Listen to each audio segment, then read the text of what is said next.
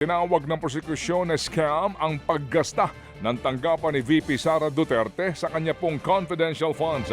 Ayon sa testigo at State Auditor na si Roderick Wamil, merong irregularidad sa mga pinagkagastusan sa confi funds ni VP Sara sa OVP at maging sa DepEd. Dahil daw yan sa violation at kulang-kulang ng mga dokumento magpapatunay ng kanila pong paggasta. Tanong tuloy ng prosecutor na si Attorney Lorna Capunan, anong tawag sa opisyal na bigong maipaliwanag ng maayos kung paano ginastos ang pera? Failure of the accountable officer to liquidate any public funds for which he is accountable upon demand by any duly authorized officer shall be prima facie evidence that he has put such missing funds or property to personal use and benefit. So nakalagay dito sa 8.3, you are a lawyer as well, Mr. Witness, apart from an auditor. Ano ang ibig sabihin dito ng prima facie evidence? Ang ibig sabihin po ng prima facie evidence under 8.3 ay nagkaroon po ng presumption na ginamit yung funds for the personal use and benefit of the accountable officers. So kung ang accountable officer at masasabi mo ba na ang Vice President at and concurrently Secretary of Education, masasabi mo ba na accountable officer ito? Yes po, kasi under the joint circular, it shall be the responsibilities of the head of agency to oversee the agency-wide use of the confidential fund. Yan po ang tinig ni COA State Auditor Roderick Wamil at Attorney Lorna Capunan. Kasunod po ng testimonya na yan ni Wamil, tingin ni Capunan scam ang naging paggasta sa confi funds ni VP Sara. Pero pumalag dyan ang depensa at pinatatanggal yan sa record ng impeachment trial. Ang tawag ko lang doon, hindi prima facie evidence. Kung akong tatanungin, scam ito. Move to strike, No Your further Honor. Move to questions. strike. That is out of order, Your Honor. No further questions, Your Honor. So stricken, Move to strike. So stricken from the record. No. Yan po naman ang tinig ni na Attorney Lorna Capunan at ni Attorney Michael Puwan ng Defense. Ayon po naman sa records ng COA, ginasta ng tanggapan ni VP Sara ang confi funds nito noong pong 2022 na 125 million pesos sa loob lamang ng 11 araw.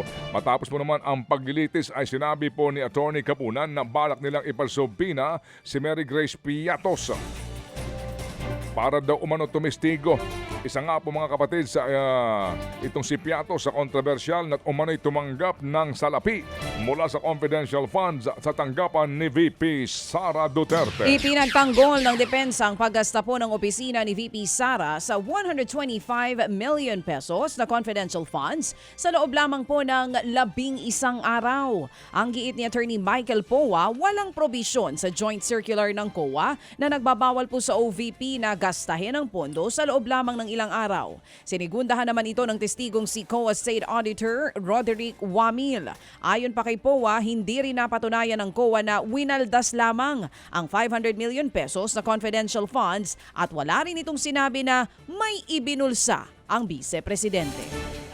Lumalabas din po naman sa impeachment trial kahapon na nakiusap daw ang tanggapan ni VP Sara sa Commission on Audit na i-downgrade ang kanila pong audit findings sa paggasta nga sa confidential fund ng OVP.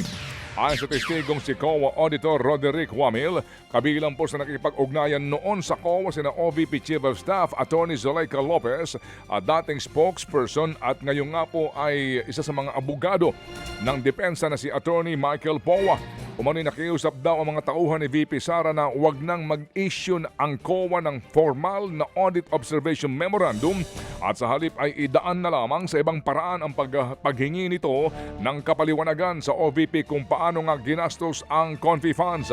Ayon kay Wamil, nangyari daw po ang meeting na yan noong pong September ng 2023. Pinabulaan na naman ng mga otoridad ang umano'y impormasyong naaresto na daw si Senator Ronald Bato de la Rosa.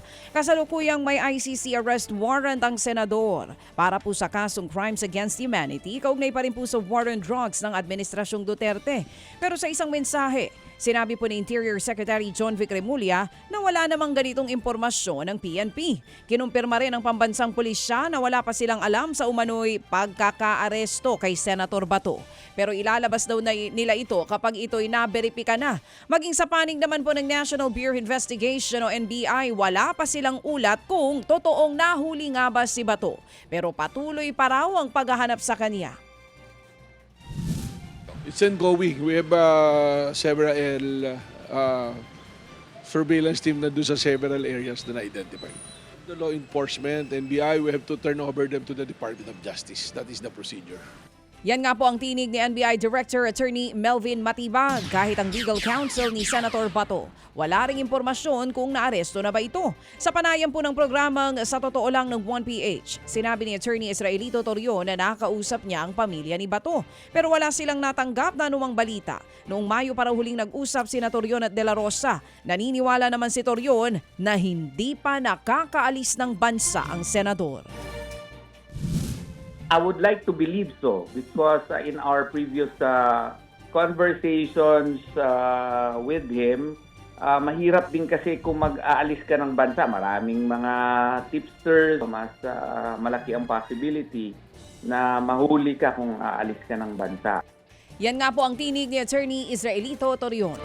Samantala po naman umalma ang kampo ni dating Senador Bong Revilla sa pahayag ni Ombudsman Boying Remulla na meron daw tumabaho para nga pansamantalang makalaya ang dating senador. Ayon sa abogado ni Revilla, nakababahala umano ang ganitong pahayag ng Ombudsman at posible na hong makaapekto sa integridad ng hukuman.